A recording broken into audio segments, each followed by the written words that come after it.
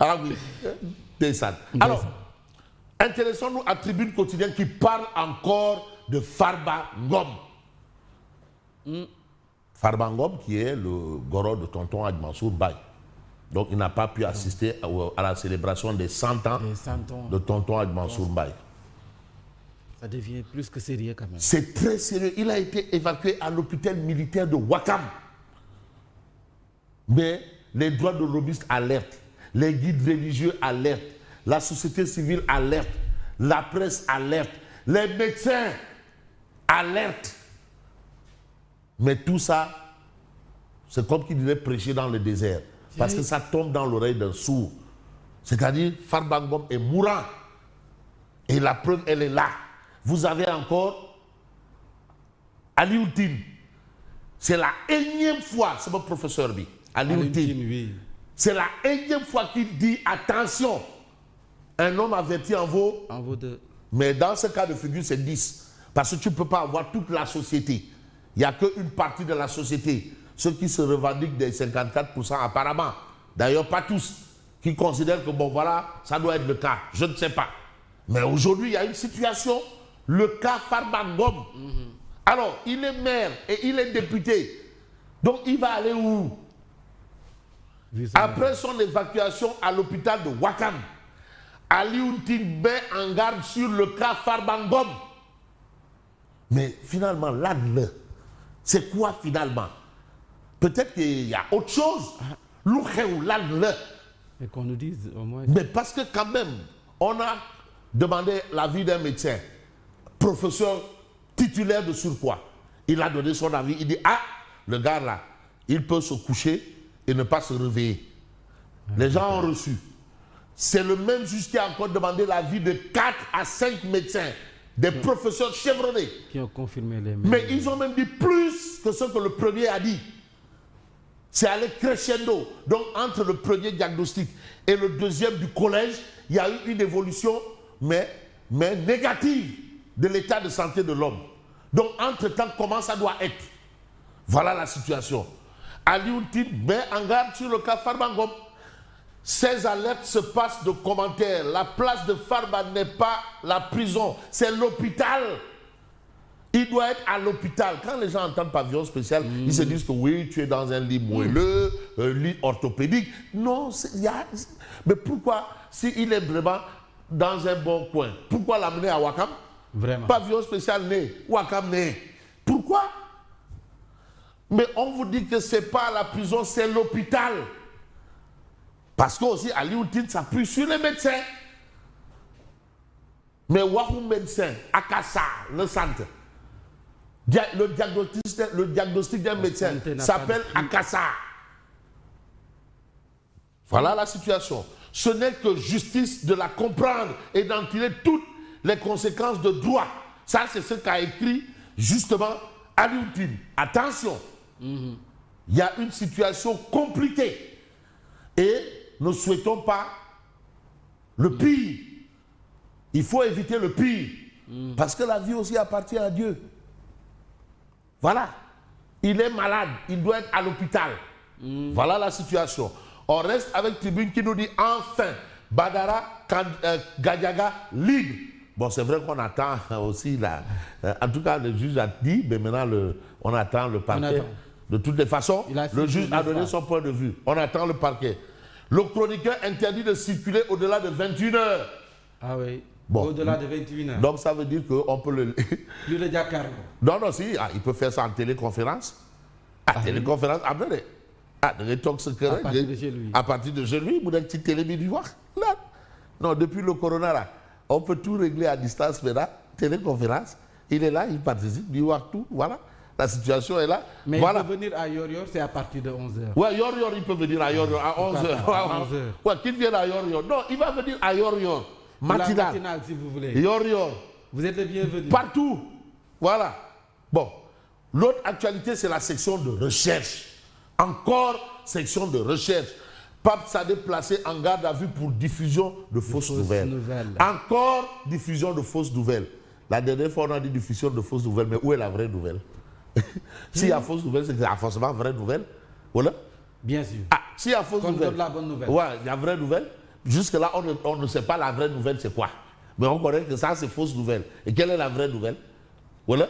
C'est des questions qu'on pourrait se poser. La bonne version. La bonne version, c'est laquelle, hein? Ça, c'est un fait. Aujourd'hui, on nous a pris Maïmouna Ndour Faye. On nous a pris Babacar Fall. On ne sait pas jusque-là qui a ordonné leur arrestation. La question qui t'a bon, voilà. Il y a eu coupure des signaux de TFM et 7TV. Oui. Mamadou Oumar Diaye, le gendarme lui-même a dit c'est pas moi qui ai ordonné la coupure. Maintenant, qui a coupé? Parce que aussi, c'est des choses qui restent là, on n'en parle pas, mais c'est là. On s'est réveillé un matin, on a coupé des signaux, et mais quand même, si maintenant c'est depuis le gendarme ou le policier qui attrape le voleur, mais là, maintenant, on est où là, hein? En tout cas, on est où là? De toutes les façons, les choses devront se faire Gessebrek, Terra Gessebrek, Terra Gessebrek, Boudi Rek, Terra Gessebrek, et puis vraiment, nos encouragements à Ande Gessem, qui a toujours été là face à des situations assez compliquées, même par rapport à l'aide à la presse. Ande Gessem n'est pas d'accord. C'est ça vraiment un syndicat. C'est pas de la figuration. Un syndicat, syndicalisme, syndicalisme, ça fout l'ennemi, syndicalisme. Moi, quand je suis très prompt avec Ande Gessem, attention, moi je suis un Gessemer. Le PCA de Ande Gessem, c'est moi, PCA. Alors, on va parler du quotidien, le quotidien, qui nous parle de Fanny Neu. Une bonne nouvelle. Baisse annoncée du carburant et de l'électricité. Vraiment, ça a été vraiment un honneur et un plaisir pour moi de revoir Ndeye Saly Diop Dieng. Oui, Ndeye Saly Diop. Ndeye Saly, parce que quand on parle d'énergie et d'électricité, c'est des gens qui ont quand même marqué leur temps dans ce domaine. Elle est quand même ingénieure, hein? Attention. Ben, ouais, c'est Caple, quoi, Rudis aussi. Et puis, c'est quand même vraiment Ndeye Saly Diop Dieng, Madame Dieng, vraiment, qui est revenue à l'Assemblée, mais vraiment la tête haute. Ah oui, malheureusement, on l'a accusé pour des questions de high climatiseur, alors que le montant là, elle a été digne. Oui, mais ce qu'on lui accuse là, ça peut même pas, même son fils peut gérer ça. Son fils peut gérer, il dit bon, gère, elle dit, man, je vais demain. Mais Ndeye Saly Diop Dieng, quand même, des gens qui ont quand même fait jouer leur rôle dans ce qu'est le Sénégal aujourd'hui. Mais attends, mais aujourd'hui, elle est revenue à l'Assemblée. Tête haute. Ah oui. Mais là, c'est ça. Mais Linguère là. Hein? Linguère là? Non. Linguère là? Ah ouais, quand même pas bien. Non, il ne va pas choisir, non, pas bien. C'est un grand vie. Alors, baisse annoncée du carburant et de l'électricité, mais de l'énergie à revendre. Le ministre promet une réduction de 10% pour des tranches sociales de courant et pour des petits professionnels. C'est ça qui a été annoncé. Mais le carburant devait baisser dans la prochaine quinzaine. Ah oui, donc là, sur ce point-là, ce n'est pas Aïfa Nineu. Quinzaine, prochaine quinzaine. Laquelle quinzaine? La prochaine. Oui, la prochaine. Ouais, d'accord, prochaine. D'accord. Alors, on va s'intéresser à un autre journal qui nous parle d'actualité, c'est Walf Quotidien. Crise au sommet de l'État. Ah oui? Mais le fossé se creuse. Ousmane Abdoulaye Barrow, chef de cabinet du président Diomaye, qui a déclaré dire que le président doit revenir vers le parti n'est pas une option. Ah oui, il est là. Mais vous avez Pape Farah Ndiaye, Pastef Grand Yoff, lui, il considère que cette sortie est téléguidée. Et qui se cache derrière, selon lui. Ou bien c'est la théorie du Narbundaou. C'est toute une histoire. Voilà. Le moulin c'est que, voilà, Narbundaou à Khaïmabi. Saluons les habitants de Khaïma, à Grand Dakar, Khaïma. Voilà. Voilà un peu ce qu'on peut retenir. Retenons également la réaction de Mbaye Dione. Ah oui. Monsieur le député maire de Ngoudjan. Ouais, standing ovation. Mbaye Dione. Ouais, Mbaye Dione. Ouais, mais ça ne m'étonne pas. C'est le fils de Moustapha Niasse. Non, c'est l'AFP. C'est l'Alliance des forces de progrès. De progrès. C'est Mbaye Dione. C'est Mbaye Dione. Pertinente. Non, mais chirurgical. Non, à la Dahomey. À la Moustapha Niasse. Non, Mbaye Dione. Oui. Non. En tout cas, il a été l'avocat de la presse. En tout cas, Mandal, en tout cas, difficulté des médias, fonds d'appui, dette. Mais le député Mbaye Dione porte-voix de la presse. Oui. Mbaye Dione. Mais c'est le secrétaire général de l'AFP. Et Mbaye Dione a remplacé qui? Moustapha Niasse. Aladji Moustapha Niasse, l'enfant de Keur Madiabel, celui qui n'a jamais fait l'école buissonnière, mais actuellement en retrait. Pas en retraite. Attention, hein? Moustapha Niasse n'est pas en retraite, mais il est en retrait. Ça veut dire ce que ça veut dire. Bref, donc on va voir le point info, mais qui nous dit exactement paiement des fonds d'appui à la presse. Le député maire, il ne faut pas diminuer mon leader là, parce que c'est mon leader. Hein. Le député Mbaye Dione interpelle le ministre de la communication. Voilà, il faut payer. Monsieur, il faut payer. Mais non, pour la... Le ministre de la com... Mais non, finalement, affaire, il y a autre chose dans ça. Hein? Mais Mbaye, mais tu ne comprends pas quoi. Parce que quand même, il y a des choses qui... Voilà. On s'intéresse à source à Tchum, Super Ligue donc. Notre Super Ligue nationale et internationale. Magou Diambour. C'est que temps, les Magou Diambour, je ne sais pas si je me ou je ne sais mais c'est ma mag, vraiment. En tout cas, mais en tout cas, Aïda Mbodj Super Ligue. Tchum. Man, je suis avec moi, maire bi. Maire bi, maire bi, fallait Bambey. Bambey. Donc dara du ko dindi. Maire bi moo ma doon waa mon fils. Wiiri. moom ke voilà. Bon. waaw. garaawul. réeroo amul. waaw. ñàkk waxtaanam. en tout cas man Modou Gueye daay. man kay maa ngi nii rakk ji. mu ngi nii Modou Gueye. Super Linguère. Super Linguère suñu Super Linguère la. Super Linguère ay dem ko. suñu Super Linguère la. Super Linguère loolu kenn du ko dindi loolu mooy géej gi am na ndox. moom sax mënu ko dindi. non mënu ko dindi ñemewu ko sax. ñemewu ko sax. Super Linguère. suñu xarit la. barak ci wàllu. cëm parfois deret bi day tàng nag. waaw noonu la c'est normal. waaw non deret bi la. parfois deret bi waaw boy bi fële Colobane bu ne man Colobane laa juddoo. Aïda Mbodj mu ne man Bambey laa juddoo. Alors, la modernisation du parc piroguier franchit la frontière gambienne avec la DER/FJ. Aïda Mbodj tient sa promesse. Ah oui. Dans le cadre du programme de modernisation et de sécurisation de la flotte artisanale, la DER/FJ a officiellement remis 14 pirogues en fibre de verre entièrement équipées et destinées aux pêcheurs sénégalais installés sur la côte gambienne. Voilà. C'est bien. Ça, c'est une très bonne nouvelle. Plus de 140 millions injectés pour les pêcheurs sénégalais en Gambie, soit un peu plus de 10 millions par embarcation. Machallah. Karwaï. Machallah. Waouh. Pour la grande histoire, il s'agit de promesses de Tata Aïda Mbodj aux pêcheurs sénégalais établis en Gambie lors de sa précédente visite en terre gambienne. Machallah.